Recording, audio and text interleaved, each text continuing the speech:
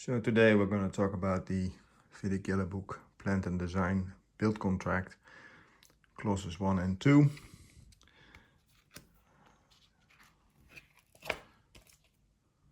Let me put this like that.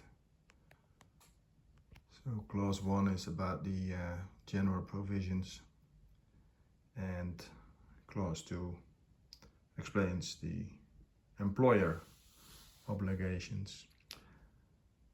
Best thing about learning contracts is, of course, you gotta read the contract.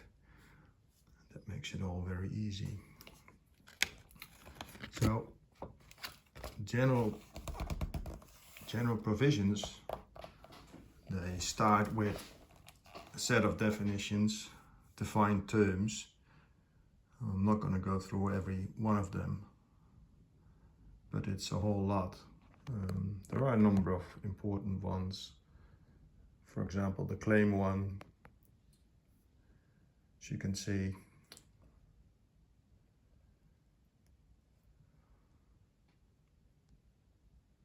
of course the contract is important. It defines which documents are in the contract.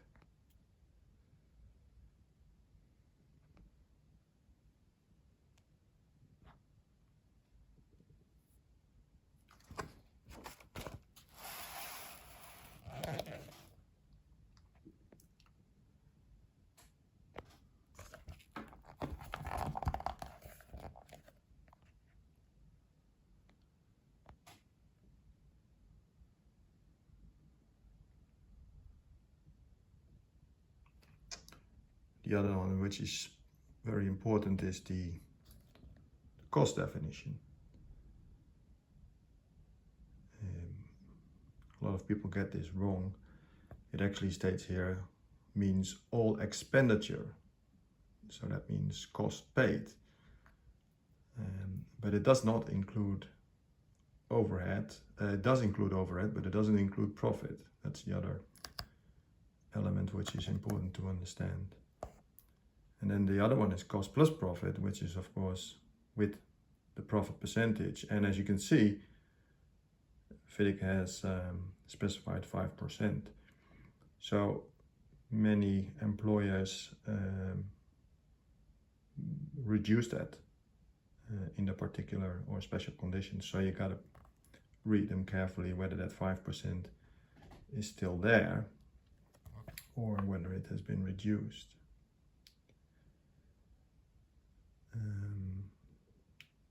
The dispute resolution provisions, FIDIC works with DAAB and a DAAB agreement. Many employers choose to change that to more international recognized arbitration like ICC. We made another video on that one. So pay attention to that definition, whether that has been deleted in the special conditions.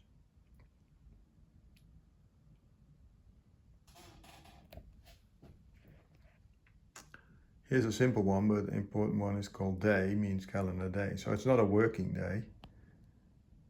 So if you have 28 days to submit a claim notice, this means calendar days, not working days. The defects notification period, that is the definition which is about guarantee period.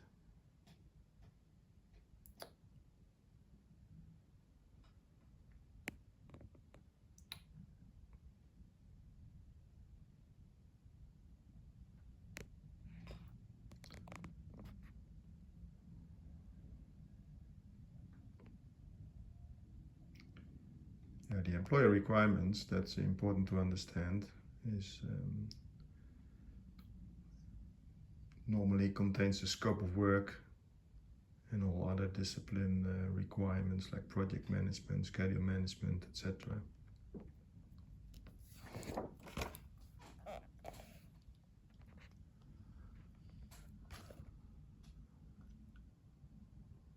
Employer supplied materials, that is also sometimes known as pre-issue materials.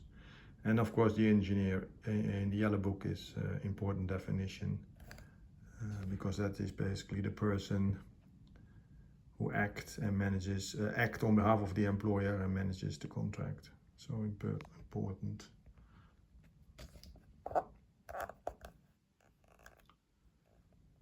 The other important thing which happens all the time is extension of time, because a lot of delays happen on projects, and that means extension of time claims.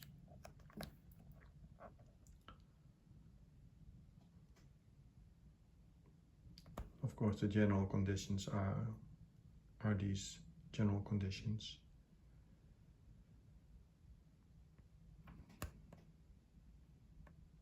You can pause the video if you just want to have a read of the clause.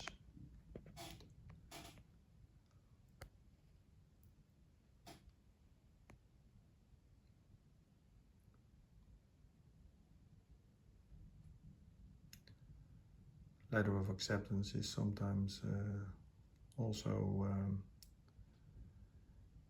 done in a different way by the employer,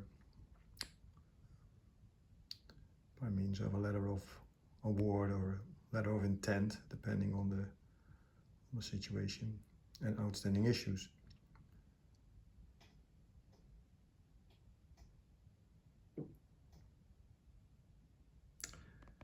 Well, this is the other important part which comes into daily practice, is the notice. FIDIC works by a lot of notice obligations which the party have to follow. So it means a written communication as identified as a notice. So it must say notice, and it's issued in accordance with subclause 1.3.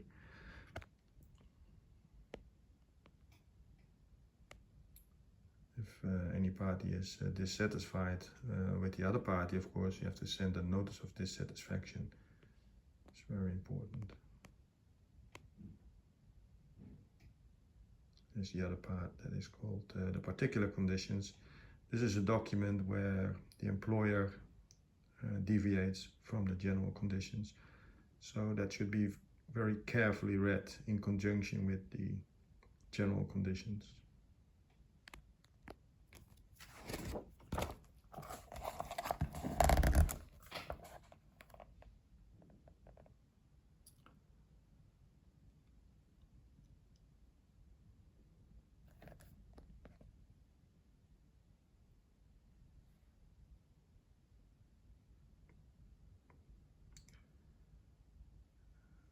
The other important definition is the program, which is the detailed time program or schedule, detailed schedule,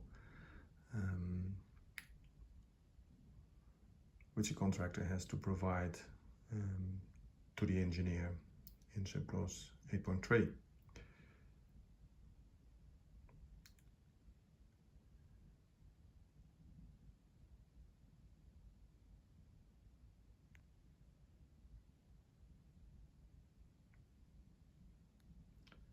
So actually the schedules means the other documents prepared by the employer. So the schedules, schedule of payment, pricing schedule, etc. Very important schedules that normally the contractor has to complete in his proposal.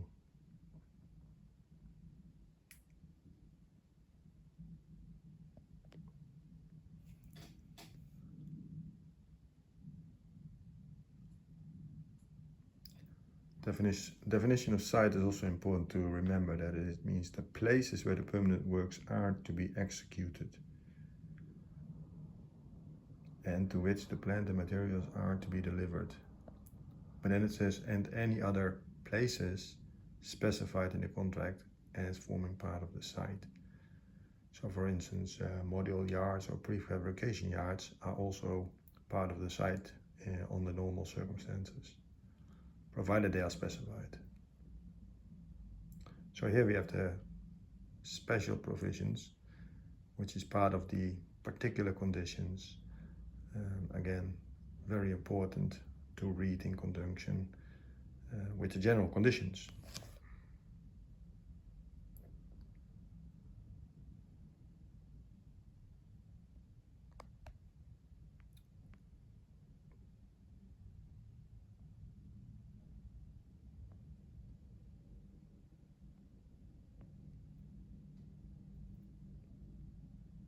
Unforeseeable is always one of the causes for variation in claims, so important to understand when it applies. So that was the definitions. The other part of the general provisions is interpretation.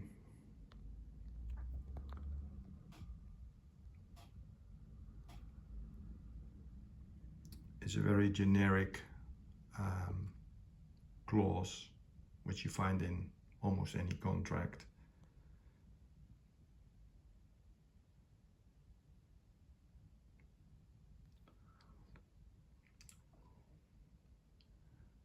Subclause 1.3, notices and other communications. This is an important one to understand.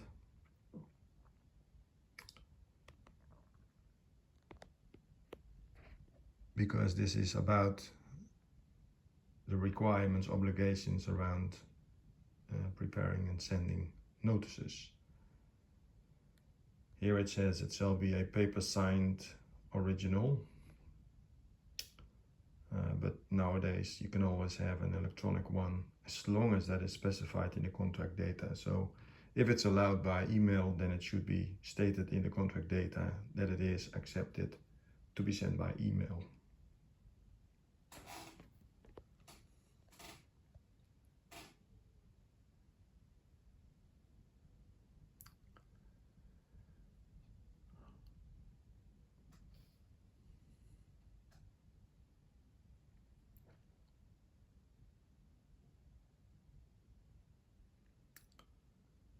Of course, the notices shall be sent within the applicable time period, but they also shall be sent, as soon as possible, because that helps the communication.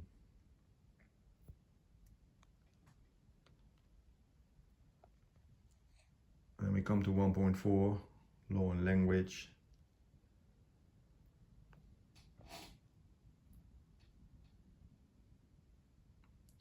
It's a governing law, which is normally stated in the contract data. So for example, the laws of England and Wales, laws of Sweden, or whatever country is applicable. Now this is another one, is important priority of documents. The priority of documents is the order of precedence in case there is any conflict, ambiguity or discrepancy in the documents. So if there is an error or a misinterpretation in the general conditions, and the particular conditions go above the general conditions.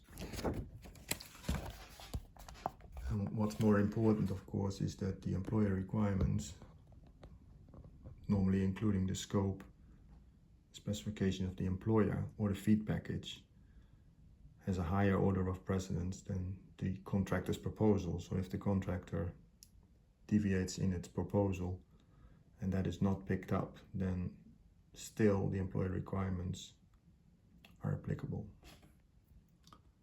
So yeah, I marked down the number of notices in each clause, so you can see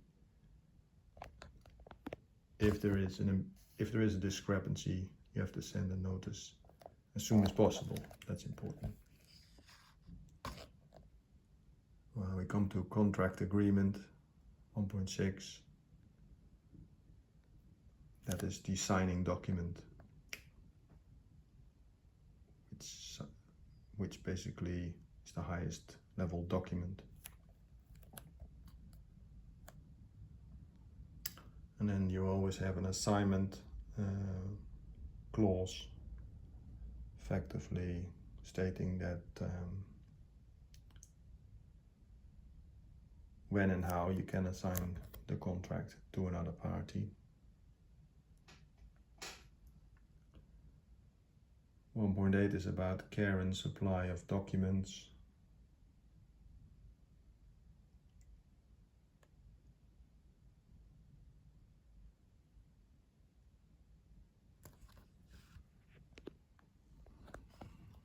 again, you can see a notice obligation there. And then if we go to errors in the employer requirements, which is an important clause for the contractor, you can see 2 notices. The important thing, of course, with this provision is that if there is an error, you have a certain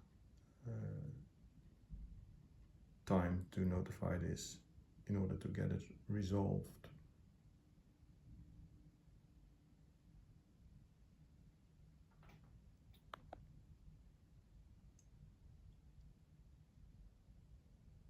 And of course, it can lead to a instruction or a claim situation. And 1.10 is about the employer's use of contractors' documents. And that is has to do, of course, with copyright and intellectual property rights in the contractor's documents.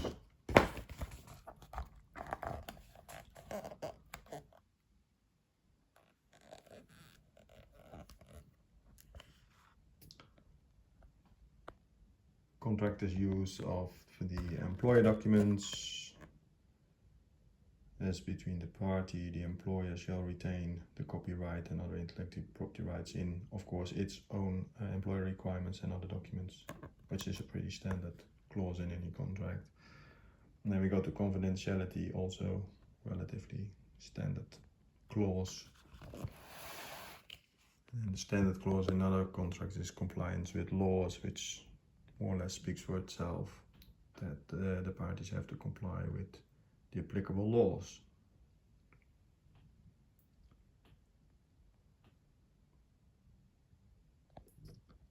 And of course, if something is wrong, you can, of course, that can lead to a claim situation.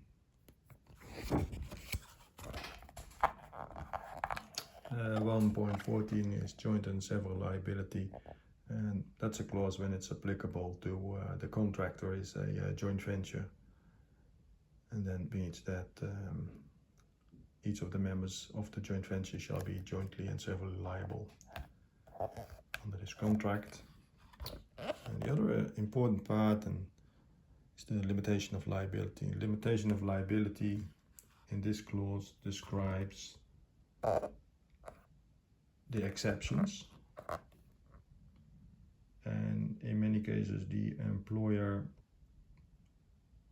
may deviate from this clause as well. So you gotta really check the contract data and the special provisions for any exceptions here. And the final subclause is 1.60, contract termination, on the clause 1.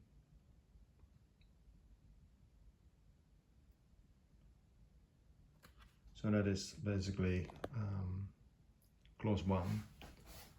When we get to clause 2, the employer, the first one is right of access to site. Well, that's a very important one, because the employer has to give the contractor right of access to site. So if that is too late, then right away you can get a extension of time claim. As you can see, there is no notice obligation, but it's more like an information obligation. And it has to be the employer and not the engineer. Subclause 2.2 is assistance.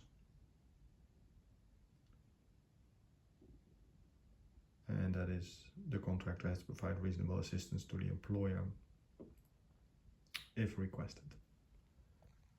2.3 is the employer's personnel and other contractors.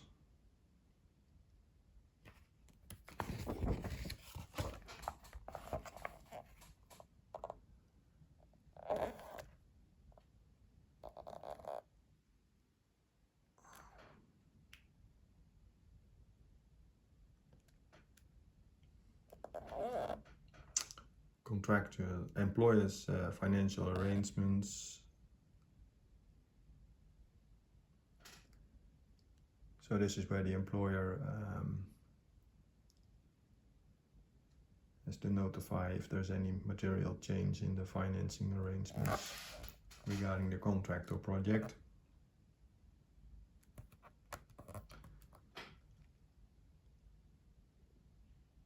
Site data and items referenced. Site data is of course another important one. Here's also a notice obligation.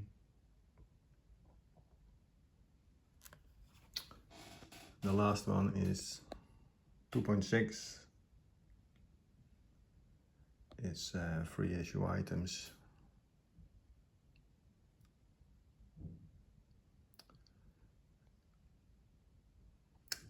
Now this is a small summary of notes regarding clause 1 and 2.